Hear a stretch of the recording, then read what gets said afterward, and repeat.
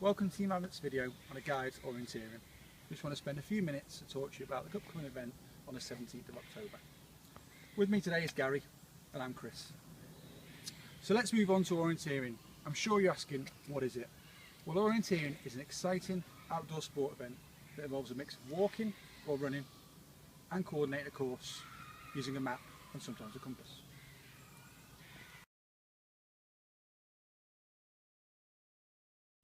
First thing is the map, probably the most important. So this is a course that we're actually going to run on the day. You'll have a series of controls, which is the word for checkpoints in orienteering, and the different features of the map. Next thing is the compass. This tells you where you need to go, and use a compass to find the bearings for each point or control on the map. Next thing is a point marker. People put this around their wrist or can even hold it loose, and this gives quick, easy access to the next control point on the map in terms of the number and where it might be.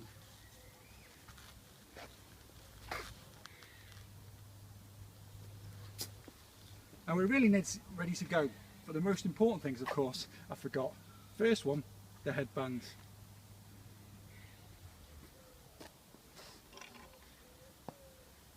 And the final thing is our sunglasses.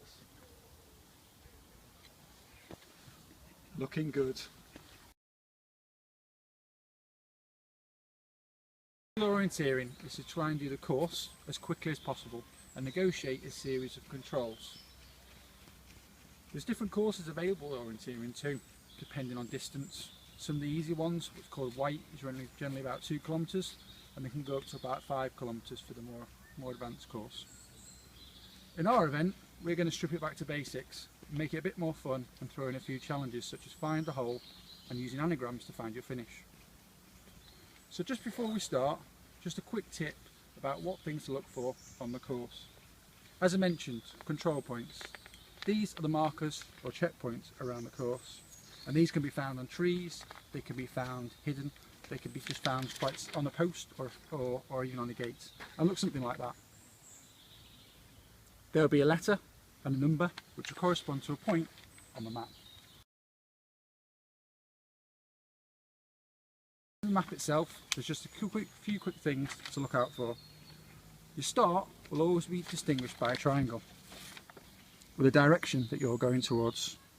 On the map, the circles will distinguish the different controls, and then finally your finish, which will be 2 small circles. The dotted line in between the point and the finish is a bit of a fun challenge on the day, which you'll find out more about. So let's get started. At the start of the course, there'll always be a box, and this is where you'll go into before you actually start off running. So we've got our runner ready to go. So let's begin. Go. A map will be picked up, ready to go.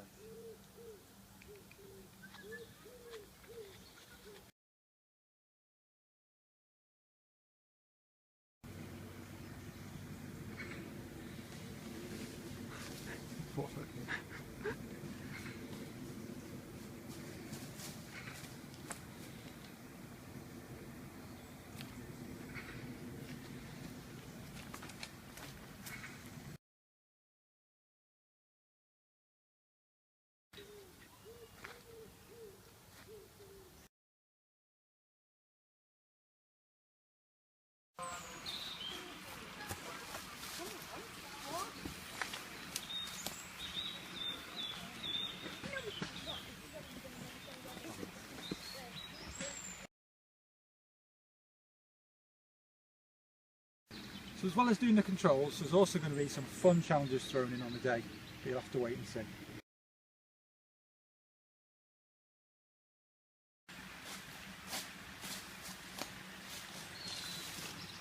What are you looking for, Gary?